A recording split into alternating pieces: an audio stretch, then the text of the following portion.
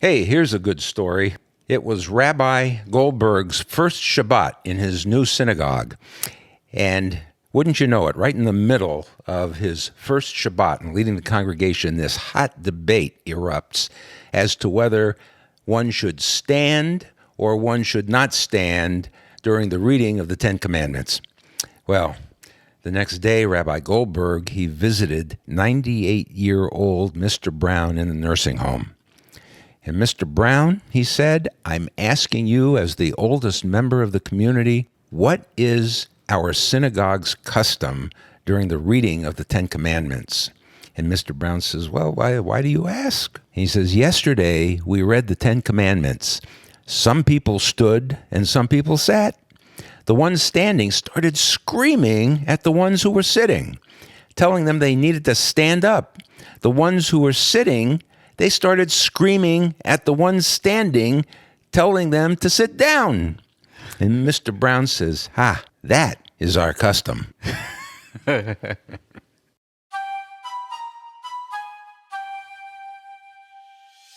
Shalom, Chaverim, and welcome to the Jewish Road podcast, where we help Christians make sense of their roots so they can help the Jewish people make sense of Jesus. What do you have to say about that? That is something that is very much needed. I saw you take a bite of your snack. We're going live, and he's biting into a granola bar. It's fantastic. Well, my name is, no, he's joking. My name is Matt, and I'm here with my dad, Ron, and this is typically how it goes. You want to say hello? Have you stopped choking over there? Hello over there. All right, very good. We're here to give a unique perspective on the story of God and his people, and we happen to be his people, and we love talking about all of this. We look at the story of God as a two-act play. In fact, every Jew in the world, they bought tickets to this two-act play, and they went to the first act and said, enough already, and they went home at intermission. And all of the Gentiles, the Christians, bought tickets to the same two-act play. They totally missed the first act and went in and saw the second act. And somewhere in the middle, both of them passed each other in the lobby and then never saw each other again. So what we're trying to do is tell the whole story to both sides. We kind of stand in the middle here, in the gap, and our heart is to equip the church, Christians, Gentiles, believers, followers of Jesus, to really know what happens in that first act. And there's so much in that second act in the New Testament that is hyperlinked. You read something, and if you have the... Do you hear that? There's something. We're in a barn right now, and boy, something just blew over. There's a tornado coming. Yeah, maybe there's a stampede of horses. At least we're upstairs. But, we want to be able to give context to what is going on in the story. It's a full story, and we read half of it, and we think, oh, that's a great story. But if you only knew the whole story, it could be incredible. And so we're doing that. And no story tells it better than the story of Passover. And so we've been trying to get to this point that we're going to hit finally. I think we're going to finally get there today, is this story of Passover, the institution of this Passover. It's a meal, but it's also the story that recounts Israel getting out of Egypt. So let's pick it up. We are going to be in the book of Exodus. What chapter do you want to start in? Chapter 12. Yeah, that's a good spot. Chapter 12, that's a good one. Yeah. Let's do that. That's where I'm at. All right, so we've gone through 9 plagues, and we're about to hit the 10th one. And Pharaoh is just as obstinate and difficult as he's been the entire time. He is not letting the children of Israel go, and so God has to bring upon Pharaoh and Egypt one final plague, which he says to Moses, after this one, Pharaoh is going to let you go. Yeah, and so we really have, in the beginning of chapter 12, this is the beginning. In verse 2, it says, this month shall be for you the beginning of months. It shall be the first month of the year for you. And then tell all of the congregation of Israel that on the 10th day of this month, every man shall take a lamb according to their father's house, a lamb for a household. Now, the month they're talking about is the month, it's the Hebrew month of Nisan. Just like the car, but one S. Yeah. Or one shin, if you're looking, or sin in the Hebrew there. But there's the beginning of something. And God is saying, I want you to pay attention, and we're going to get a lamb out. We're going to do something different, something that they haven't done before. And starting there on the 10th of Nisan, they set aside the lamb. And what are they doing with this lamb? Well, they're going to set aside a lamb on the 10th of Nisan, and they are going to observe it. They're going to watch it. In fact, he says that when you set aside this lamb, it shall be without blemish, a male, a year old, without spot, without blemish. It has to be a perfect lamb because that's all you can sacrifice to the Lord. And he says you'll watch it and you'll keep it until the 14th day of this month, when the whole assembly of the congregation of Israel will sacrifice their lambs at twilight. And so what they are doing is they're taking a lamb out of the flock and on the 10th, and they're watching it until the 14th. And if that lamb is a perfect lamb without spot, without blemish, it will be sacrificed, it will be killed on the 14th, a span of 4 days. In doing this. This is something that's going to be significant that we're going to be talking about a little bit later, one of our next podcasts. But tuck that away in the back of your mind. And for us, the whole thing is it just feels and sounds ridiculous. But they have some context for this. This feels very much like sacrifice, but instead of going to the altar. And instead of, we don't even have the priestly system, but we have, Noah makes a sacrifice, right? He gets off of the ark and he doesn't kiss the ground. He actually goes and he worships. He sets up an altar and he kills an animal and he presents that to the Lord. So they have a sense of this idea. There's a context for sacrifice so far in the story, but we're going to do something different with this. And all of this is an act of faith, right? So they kill this lamb on the 14th of the month of Nisan, and God asks them to do something different. They are to take the blood of the lamb and they are to put it on the doorposts and on the lintel of the houses where they are. And this is an interesting thing. A question that came up for me many years ago as I was reading this and as we were doing Passover with our family, and I thought to myself, well, I know that the scripture says that a mixed multitude left Egypt. I'm sure that there were probably a lot of Egyptians who had pretty much had it by the time they lived through 9 plagues and said, I don't think Pharaoh knows what he's doing. I think he's a little weak and senile and he's just hungry for power and we're not going to follow him anymore, and went to Israelite homes. And if they were the firstborn and they were in an Israelite home with blood on the wall, does God look inside the home? This is the question, and say, well, I'm going to spare the Jews, but not any Egyptians. I don't think so. No, I think that they were saved. And you know, as much as Pharaoh hardened his heart, the people of Egypt, they looked at this, and I think their faith was being built all along as they're going through this journey. They're seeing their cattle die. They're seeing the blood in the Nile, which really is the source of life for them, is now the source of death, right? Mm-hmm. They see all of this stuff going on, and they're thinking, we might need to pay attention to whatever they're doing, we're going to do. And so I think as God sends the angel of death through the Israelite camp in Egypt, and he slays the firstborn in every house that does not have the blood of the lamb on the doorpost and on the lintel, he likewise goes through the camp, and everyone in that house where the blood is spared. And that's because he's not looking at who it is who's inside, but he's looking at the blood. Yeah, and so you have that through line of the blood that atones, the blood that atonement literally means covers. And as the angel of death goes through the camp that night, there is crying and there's screaming going throughout the land of Egypt there. It says in verse 12, I will pass through the land of Egypt that night. I will strike all of the firstborn in the land of Egypt, both man and beast. And on all the gods of Egypt I will execute judgments. I am the Lord. And the blood shall be a sign for you on the houses where you are. When I see the blood, I will pass over you, and no plague will befall you to destroy you when I strike the land of Egypt. That was the beginning. That from that point on, Moses said, this day is to be for you a memorial, and you shall keep it as a feast to the Lord throughout your generations. As a statute forever. as a statute forever. And as we celebrate the Passover, that's why there are so many different elements on the Passover, on the Seder plate, recounting the difficulty and the hardness of life that our people experienced in Egypt, the tears that were shed, the hard work, the labor. We remember all of those things of what life was in Egypt and ultimately our deliverance out of Egypt. And so as we look forward, we're remembering that all the time, but there was a point in time when we were told that we were to remember something else rather than just the history of coming out of Egypt. Yeah, and so this story is pointing to a greater story. Everything that is here is a shadow of what is to come. Now, Moses, he gets the elders all together, and everybody takes the lambs, and they kill the Passover lamb.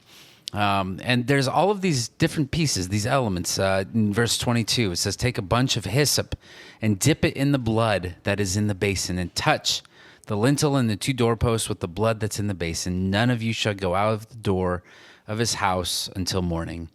And so he passes through. Observe this as a statute for you and your sons forever.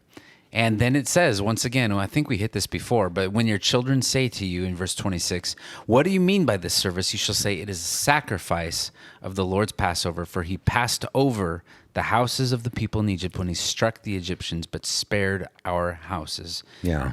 And once again, it's the idea of remembering, and it's an annual commemoration amongst the Jewish people to remember Passover. And not only that, but parents were obligated to teach their children what its meaning was. And it just became customary for the youngest child in the Jewish family to get his father's attention and ask for some formal explanation of what was happening in connection with everything that they were doing at the table.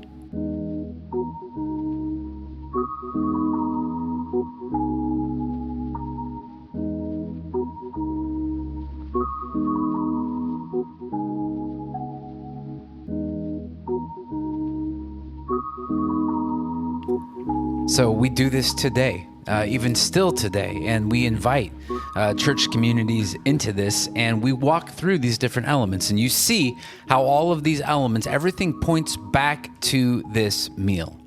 And all of this goes about and takes place, and you see in verse 29, at midnight, the Lord struck down all the firstborn in the land of Egypt, from the firstborn of Pharaoh, nobody escapes, who sat on the throne, to the firstborn of the captive who was in the dungeon, and all the firstborn of the livestock. I mean, God keeps track of a lot there, right? Yeah. And Pharaoh rose up in the night, he and all of his servants and all the Egyptians, and there was a great cry in Egypt, for there was not a house where someone was not dead. And he summoned Moses and Aaron by night and said, up, go out from among my people, both you and the people of Israel, and go serve the Lord as you've said. Take your flocks and your herds as you have said, and be gone, and bless me also. Kind of reminds me of what we talked about last time of Simon the magician, huh? Yeah. So we have this story that takes place, and here's where maybe we take it from here is God is bringing his people out. God is sending his deliverer, sent his deliverer Moses, and now they're getting out. For God, this is not difficult. This is not a hard piece. And you're going to see as the Israelites come out of Egypt and they make their way into the wilderness, if they were Lot's wife, they would have all turned to salt because they kept turning back. They kept looking back at Egypt, and they kept wanting to say, if only we were back in Egypt. They wanted to go back to that life of slavery because they were in a new territory.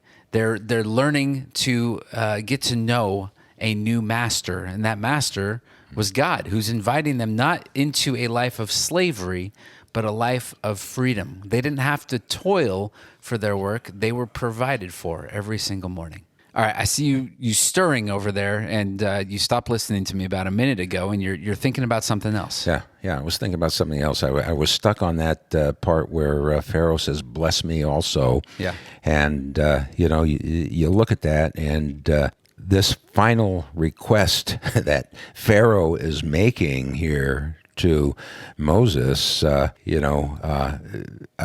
think his heart was certainly not repentant. And if you look further in the book to chapter 14, we find out that God hardened Pharaoh's heart, and Pharaoh was defiant. And while he just temporarily conceded defeat and acknowledged Moses and his God as the ones who were victorious in the situation here, as those who had the power to defeat him, also had the power to bless him. But he wasn't really repentant, and he wanted the blessings and not the consequences, but he didn't come to real faith in God of Israel. Yeah. And So that's where I was wandering off to. all right. Well, welcome back. Yeah. Thanks for joining us here at the Jewish Road Podcast. To finish this out and to kind of lead where we're going next, they get out. The people, they're taking their dough before it was leavened, before it had time to rise, their kneading bowls, they have their cloaks. Everybody's getting ready to go out. And they asked the Egyptians for silver and gold jewelry and for clothing, and the Lord gave the people favor in the sight of the Egyptians, and so they left them what they had asked for, and they plundered the Egyptians in that way. And the people of Israel, they journeyed out 600,000 men on foot, besides women and children. So estimates are between 1 and 2 million. I think it's probably closer to 2 million. Yeah. But it says a mixed multitude also went up with them, and very much livestock and flocks and herds. And they had unleavened cakes of dough that they had brought out of Egypt. It was not leavened because they were thrust out of Egypt and could not wait. And it says, and this is to wrap up this section in Act 1, that the time the people of Israel lived in Egypt was 430 years. And at the end of 430 years, on that very day, all of the hosts of the Lord went out from the land of Egypt. It was by night. It was a night of watching by the Lord to bring them out of the land of Egypt. So this same night is a night of watching kept to the Lord by all the people of Israel throughout their generations. Yeah. So God leads them out. We have a pillar of fire by night and a cloud by day, and that even leads them out. And we see the cloud is always, we're watching the cloud as we go through there. All of this is leading to, and that's really kind of the close of this story. And where we pick it up in the next episode is going to be in Act 2. And the context is that Jesus is going to be with his disciples. He's doing ministry with them over a span of time, 3.5 years. And this is the night before his crucifixion. And he is going to take all of this stuff that we're talking about here from Act 1, and he's going to fast forward, and he's going to start fulfilling and redefining some of these things that happened. Yeah, and just to give you a hint, without going into it in great detail, we have been remembering what God has done for the children of Israel in all of the story of the Exodus out of Egypt. And now all of a sudden, Yeshua, Jesus, is having this Last Supper, this final Seder, Passover Seder, that he is observing with his disciples. And he is going to tell them, as often as you do this, do it in remembrance of me. And we're going to unpack all of that next time. All right, let's wrap it up here.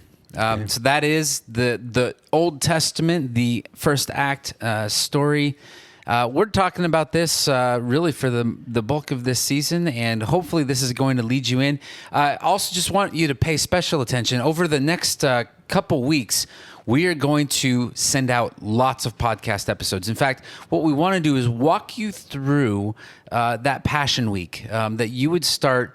And it's interesting because the timing of this year, the 10th of Nisan, of that Hebrew month of Nisan, actually coincides numerically this year with the 10th of April. And so starting on that Passion Week, on what we call Palm Sunday, we're going to start to see the separation of the Lamb. And we're going to actually walk you through, so every day of that Holy Week, we're going to actually walk you through a different aspect and how Jesus, the Lamb of God, was set aside, that he was scrutinized in the same way, leading all the way up to the killing of, the death of the Passover Lamb, Jesus. Yeah. And so that's the story that we're going to be unfolding. That's all coming out here as we go throughout the next couple of weeks here on the podcast.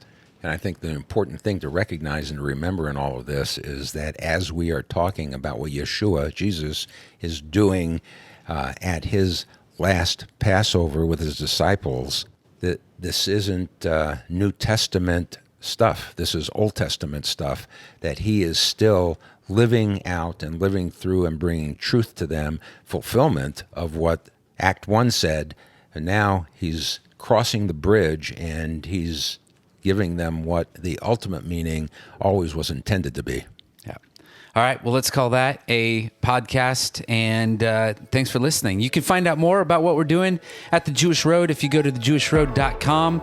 You can also follow us on social media, Instagram and Facebook at The Jewish Road.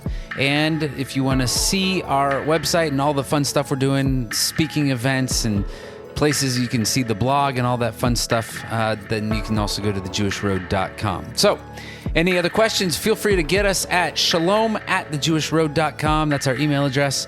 And thanks for listening. There is certainly more to come. And until then, Sha'alu Shalom Yerushalayim. Pray for the peace of Jerusalem. Shalom.